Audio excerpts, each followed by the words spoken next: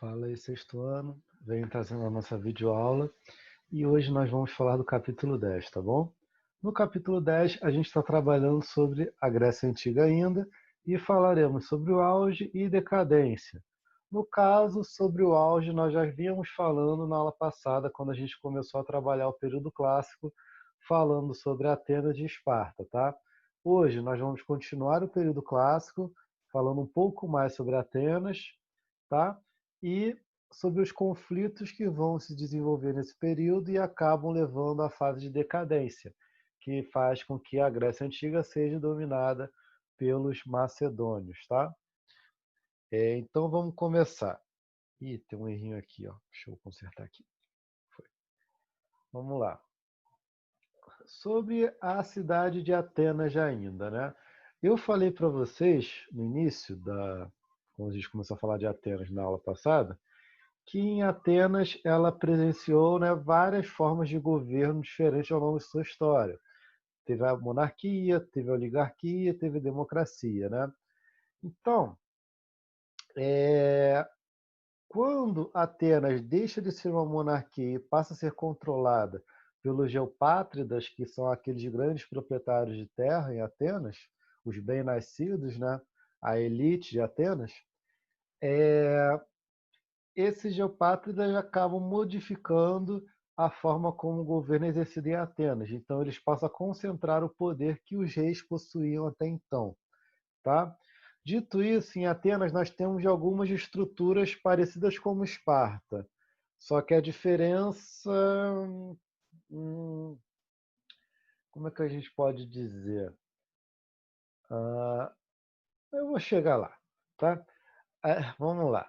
Quais eram as estruturas de Atenas? Tinham vários, tá? A gente vai falar de três aqui. A primeira era o arcontado, a segunda o aerópago e a terceira a eclésia, que é a mais conhecida, que é uma assembleia, tá? Vamos de baixo para cima, começando pela eclésia. O que era a eclésia?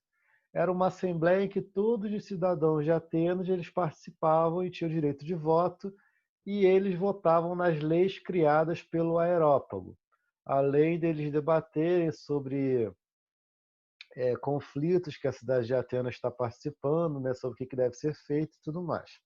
Tá? O aerópago ele é composto pelo geopátridas, a classe que é a elite em Atenas. Tá?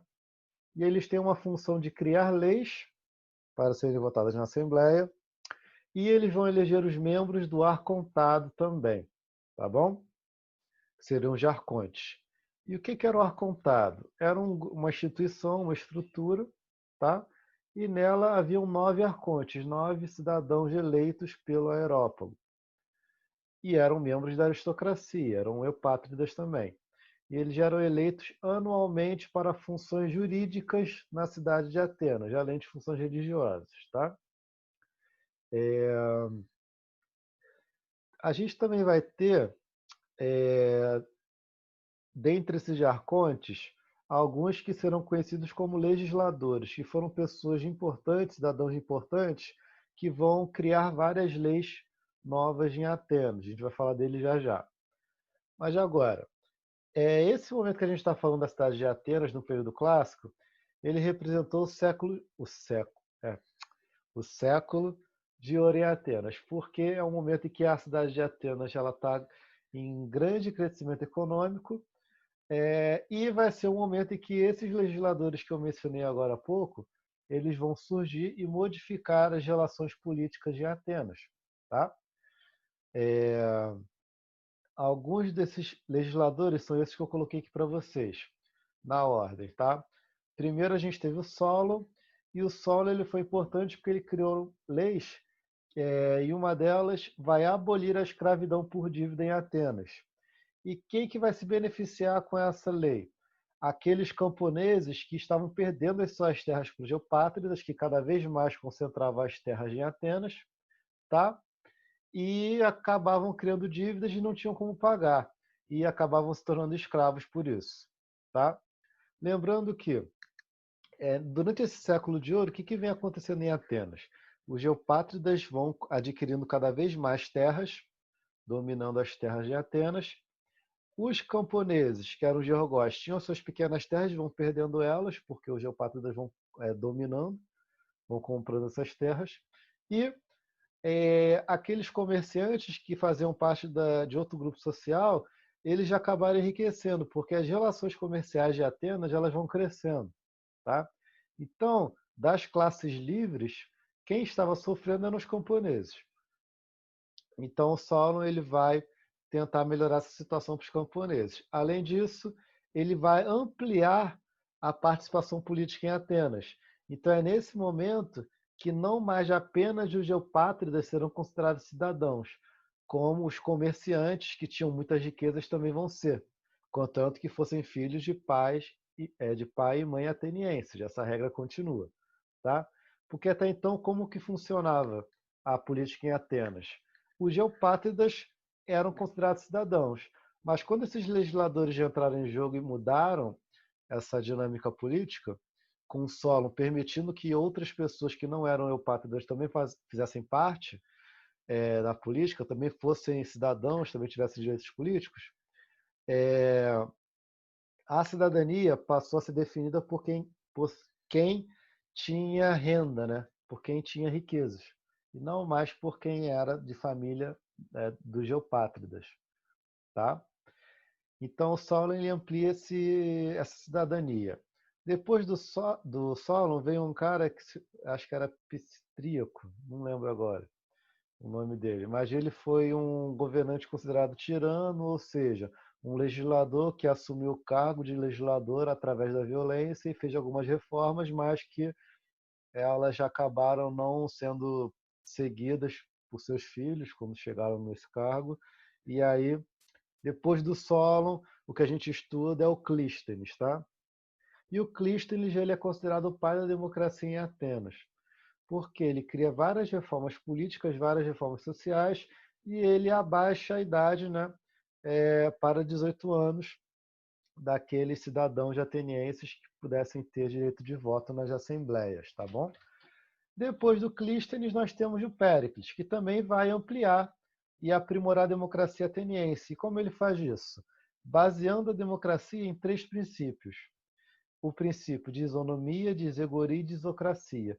O que significam esses princípios? O de isonomia significa que todos os cidadãos em Atenas serão iguais perante a lei. E a isegoria significa que todos os cidadãos de Atenas, quando estiverem reunidos em assembleia para discutir as leis, para discutirem medidas que a cidade deve tomar e tudo mais, todos esses cidadãos terão seu direito de fala respeitado. A voz de um é a voz ter o mesmo peso que a voz de todos os outros cidadãos. Tá? Então é uma maneira de você colocar todos no mesmo patamar. E o terceiro princípio é o de isocracia. E o que significa esse? É que todos os cidadãos têm o mesmo peso de voto. O voto de um não é mais importante que o voto de outro. Então a gente pode ter um eupátrida mais rico, que o voto dele vai ser igual ao do comerciante mais pobre, não, né? Menos rico, digamos assim. Tá? Então essa aqui é a pegada da democracia em Atenas. Agora, quando que as cidades gregas elas passam a decair? Quando a gente entra na fase de conflitos do período clássico. Teremos dois conflitos principais, as guerras médicas e a guerra do Peloponeso. As guerras médicas ocorrem entre 490 anos antes de Cristo até 478, e elas vão reunir as cidades de Estado gregas, essas polis, contra o inimigo em comum, que é o Império Persa, que naquele momento estava sendo liderado por Dário I, aquele da moeda que a gente falou lá atrás, que tinha aquela questão de tolerância com os povos dominados, da reforma econômica, da criação de impostos e tudo mais, né? É esse Império Persa que a gente está falando.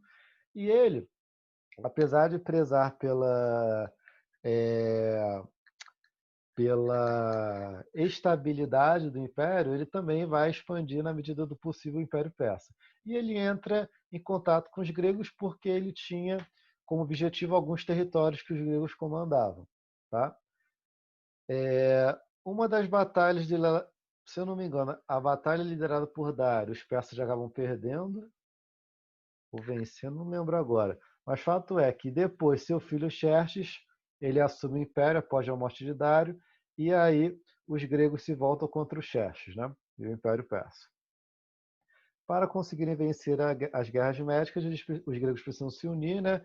E eles acabam fundando uma liga, que é chamada Liga de Delos. E nessa Liga de Delos, a cidade de Atenas já é a líder, tá?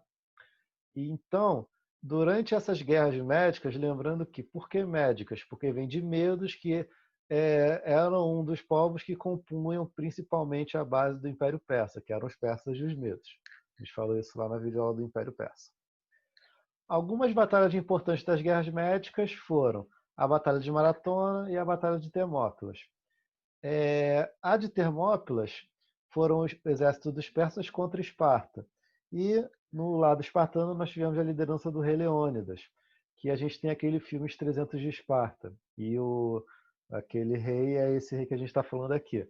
Só que aquele filme ele tem muito de fantasia, porque é baseado em história em quadrinhos, e não na história verídica, né? Porque tem muito de mito também aí nessas batalhas. E na Batalha de Termópilas, Esparta acaba perdendo, né? Acaba saindo derrotada. E na Batalha de Maratona foi uma batalha contra Atenas. E essa batalha ela dá nome à modalidade da corrida olímpica, em que um soldado de Atenas ele corre do campo de batalha em direção à cidade. A batalha corria em maratona, então ele corre de volta para Atenas rapidamente para dar notícia de vitória da cidade-estado, tá bom? Agora, no final dessas guerras médicas, a Liga de Delos vence e Atenas, líder da Liga, torna-se a polis mais poderosa da Grécia Antiga. Porque, por ser a líder da Liga, ela acaba concentrando vários recursos que eram destinados à Liga para investir no exército e tudo mais, para benefício próprio. E algumas cidades de estado como Esparta não gostaram dessa liderança de Atenas e decidiram sair da Liga de Delos e fundar a própria liga chamada Liga do Peloponeso. Algumas que eu coloquei aqui: Esparta, Corinto, Tebas e Mégara, por exemplo. Tá? Dito isso, com duas ligas funcionando, era questão de tempo até essas cidades se enfrentarem. E aí temos a Guerra do Peloponeso, lembrando que o Peloponeso é aquela região da Grécia onde estava a cidade de Esparta. Então, durante essa Guerra do Peloponeso, Esparta acaba saindo vitoriosa. Então, a Liga do Peloponeso vence a guerra. Lembrando que, na Guerra do Peloponeso, uma das grandes aliadas de Esparta nesse momento é o próprio Império Persa, que são seus antigos inimigos, né? Então, é aquela história: o inimigo do meu inimigo é meu amigo. É meio isso, né? Então, os persas já ajudaram a Liga do Peloponeso nessa guerra, entre os gregos. Contudo, a Grécia, por ter vivenciado várias batalhas, desde as guerras médicas até a Guerra do Peloponeso, mesmo com a cidade de Esparta vencendo a Guerra do Peloponeso, todas as cidades gregas elas saem fragilizadas, porque guerra custa riqueza, custa soldado, né? Abala a produção agrícola e por aí vai. Isso acaba deixando a Grécia como um todo numa crise econômica e social muito forte e vai facilitar a dominação do Império Macedônio na Grécia, pois que essas cidades acabavam ficando muito enfraquecidas por causa dessas guerras que elas travaram. Então, a gente acaba com o período clássico e entramos no último período da Grécia Antiga, que é o período helenístico, caracterizado pela invasão macedônia na Grécia Antiga. Tá? Os macedônios, liderados por Filipe II, acabam dominando a Grécia através da Batalha de Queroneia, que é a batalha que mostra a derrota definitiva dos gregos, né? E após a morte de Filipe II, temos Alexandre Magno. E Alexandre Magno, também chamado de Alexandre o Grande, consolida, ou seja, estabiliza a vitória macedônia na Grécia e passa a se expandir com seu império para outras regiões. E o Alexandre o Grande é o responsável pelo início do período helenístico. E o que significa helenismo? É justamente a mistura da cultura grega com as culturas de povos orientais dominados pelo Império Macedônio. Então ele vai misturando tudo, tá? Porque o Alexandre o Grande, ele além de ser um grande militar, assim, um grande dominador de outras regiões, né? Ele também foi um imperador muito focado em investimentos culturais. Então, o Alexandre o Grande, ele vai ser inclusive um dos alunos de um filósofo grego chamado Aristóteles, que a gente vai falar já já sobre ele. Então, ele era um cara muito preocupado com o enriquecimento cultural do império dele, né? Mas sobre a Macedônia. Onde a Macedônia está localizada? Vocês podem ver no mapa do livro de vocês. Lembrando que é bom vocês já assistirem essa videoaula com o livro em mãos para vocês poderem ir passando as páginas conforme eu for falando das informações. Se ficar muito rápido, você dá uma pausada no vídeo, dá uma lida no livro e volta. Tá? Então, a localização da Macedônia está ali na Península Balcânica e eles não possuem acesso direto para o mar. Por isso, eles já acabam dominando outras regiões para que eles pudessem ter controle desse acesso. A economia inicial do império é baseada na agricultura e no pastoreio, né, uma pecuáriazinha, e o poder é controlado pelo rei. Mas, no início, ele dividia esse poder com a participação de aristocratas, grandes proprietários de terra, e de guerreiros militares, né, importantes do império.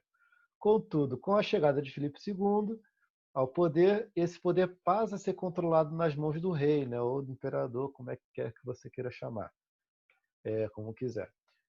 Então, esse poder passa a ser controlado nas mãos do rei e com Filipe II e Alexandre, depois, né, o império atinge grandes proporções. Então, nessa expansão ele vai espalhando a cultura grega, só que Alexandre ele morre muito jovem, aos 33 anos, já cometido de uma doença semelhante à malária. E com a sua morte, o império ele acabou se dividindo e enfraquecendo-se. Antes de morrer, o foco do Alexandre era se voltar contra Roma e dominar Roma. Só que ele acaba morrendo antes e o império se enfraquecendo. Então acaba acontecendo o contrário. Quando a gente entra em história romana, a gente vê que os romanos vão dominar muitos dos territórios que eram conquistados pelo Império Macedônio. E a gente fecha a matéria de Grécia Antiga aqui. Agora a gente vai falar de algumas características da cultura grega. Muitas a gente já falou algumas vezes. Sobre a religião, a gente já sabe que eles já eram politeístas, acreditavam em vários deuses diferentes. Eles também acreditavam na existência de mitos, e alguns desses mitos a gente já falou em nossas aulas lá sobre aquele livrinho extra classe sobre mitos, né? Esses deuses que eles acreditavam tinham características humanas, eram muito parecidos com seres humanos, até se relacionavam com seres humanos, inclusive nas histórias, apresentavam qualidades, defeitos, alegrias e sofrimentos, né? Eram imortais e muito poderosos. Eram imortais e muito poderosos. Além disso, os mitos têm toda aquela necessidade de explicarem a origem do universo, da natureza dos deuses e dos seres humanos também. Isso a gente já falou naquela nossa aula sobre o livro Extra Classe que a gente fez pelo Zoom, tá? Sobre a literatura, eu já mencionei para vocês, né, que a literatura grega ela está muito alinhada com a mitologia. Então temos dois poetas muito importantes, que são Homero e Hesíodo, que eles vão escrever obras que vão falar da história da Grécia, mas também falam muito da mitologia. No caso de Homero, temos a Ilíada e a Odisseia, e no caso do Hesíodo, temos a Teogônia, ou Teogonia, não sei como é que fala. Tá? No campo da arquitetura, da escultura e do teatro, que o livro vem falando, a Tamires disse para mim que vocês já falaram isso com ela.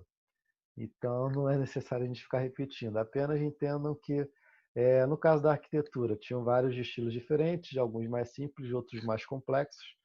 E na escultura, eles valorizavam o que eles consideravam como padrão de beleza. E é esse padrão de beleza defendido pelos gregos, né, adotado pelos gregos, que vai influenciar muito no padrão que a gente tem hoje em dia no mundo ocidental. Tá? Mas isso aí a gente vai acompanhar ao longo da história como ele vai se transformando com as outras matérias que a gente vai ver até lá pelo 8º ano. tá? Mentira, até o nono ano. Agora, sobre filosofia e história. Sobre a filosofia, né, nós temos, sobre a história, na verdade, nós temos um historiador chamado Heródoto e ele é considerado um dos grandes historiadores da Idade Antiga. Por quê? Porque ele valorizava a questão da verdade histórica, a verdade do fato, né, através da pesquisa. Então, ele é um dos primeiros historiadores a entenderem a história como um problema que precisa ser estudado, que precisa ser problematizado, e a gente já falou isso lá no início do ano. Tá? Inclusive, eu coloquei num dos nossos slides uma imagem do Heródoto. Não lembro agora qual que foi, mas tinha uma imagem dele, com uma frase, se eu não me engano. Tínhamos outros filósofos, outros historiadores também. Tem o que vem antes dele, que é mencionado no livro. Só que esse que vem antes dele, ele entendia a história mais como uma coisa que deveria ser convencível, né? Que deveria ser acreditável para as pessoas e não precisaria ser alinhada com a verdade necessariamente. Então era uma história muito mais poética do que humana, digamos assim. Então eu nem coloquei ele aqui, porque não é dele. Mas tem aqui o Heródoto, que é mais interessante para a nossa disciplina. Na filosofia, nós temos três filósofos, e sobre esses três filósofos, dois deles nós vamos falar na nossa aula do Zoom, e vamos ver algumas coisinhas interessantes. Um é o Sócrates e o outro é o Platão. O que eu falei para vocês que era professor do Alexandre o Grande era o Aristóteles. E cada filósofo foi professor do outro. Então, Sócrates foi professor do Platão e Platão foi professor do Aristóteles. Tá? E eles se influenciam, né? O Sócrates influencia Platão, que influencia Aristóteles, mas eles divergem, são diferentes em vários pontos importantes. No caso, qual que é a pegada de cada um? O Aristóteles, não, vamos começar pelo Sócrates. O Sócrates, ele era considerado um, um velho ranzinza, tá? Que questionava toda a estrutura política de Atenas, que questionava o conceito de cidadania, que questionava o poder e tudo mais. O que está? Está com um detalhe aqui brilhando, não sei porquê. Mas então, o Sócrates tinha essa pegada. E ele era tão debochado às vezes que eles fazia perguntas aos intelectuais de Atenas e todos se achavam conhecedores da verdade. E essa verdade era diferente de filósofo para filósofo que ele perguntava. Essas respostas de sábios. E ele acabou que lançou a famosa frase: só sei que nada sei, né? Porque ele conclui que nenhum desses sábios que ele questionava tinha o conhecimento que eles já afirmavam ter. Ou seja, eles estavam mentindo. E o Sócrates, é importante de saber que ele não acreditava que escritos, né, registros sobre suas ideias seriam úteis. Como assim? A gente não tem nenhum livro escrito por Sócrates, nada, nada, nada. O que a gente sabe sobre Sócrates são de filósofos que foram alunos ou que conviveram com Sócrates e falaram sobre ele. Porque o Sócrates acreditava que, caso ele escrevesse suas ideias, ninguém que fosse ler as suas ideias entenderia realmente o que ele quis dizer. Sempre iriam modificar alguma coisa que Sócrates teria dito. E iriam entender errado, interpretar errado, né, e tudo mais. O Platão foi o discípulo de Sócrates.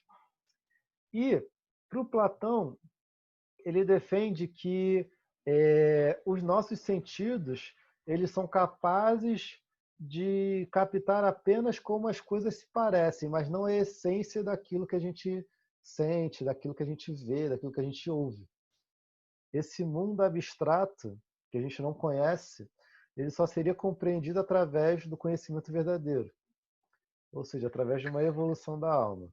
E sobre essa questão do conhecimento, ele tem uma historinha chamada Caverna de Platão, mas disso a gente vai falar na aula do Zoom, tá? E Platão é um dos filósofos que fala muito sobre Sócrates em suas ideias, em seus escritos. Então, uma das provas que a gente tem é que Sócrates realmente existiu, tá? Além disso, ele também difundiu muito do que Sócrates pensava, já que havia sido um aluno de Sócrates. E Aristóteles foi um discípulo de Platão. E o Aristóteles tem uma outra pegada. Ele diz que para você conhecer a realidade, você tem que conhecer ela através de um raciocínio lógico e não ficar pensando no abstrato, que é o que você não conhece. Então, ele vai ser muito importante para o desenvolvimento da lógica, para o desenvolvimento do racionalismo, que é algo que a gente vai estudar mais para frente, tá? E ele vai ser essencial para o desenvolvimento da física, da política também, da matemática e por aí vai, tá? Vamos ficar por aqui para essa aula não se estender mais do que já se estendeu. E semana que vem a gente continua pelo Zoom, tá bom, gente? É isso, ficamos por aqui. E aquela revisão extra que eu ia montar, eu decidi não montar agora. Semana que vem eu monto e envio para vocês, tá bom? Então é isso, gente. Ficamos por aqui. Tchau, tchau.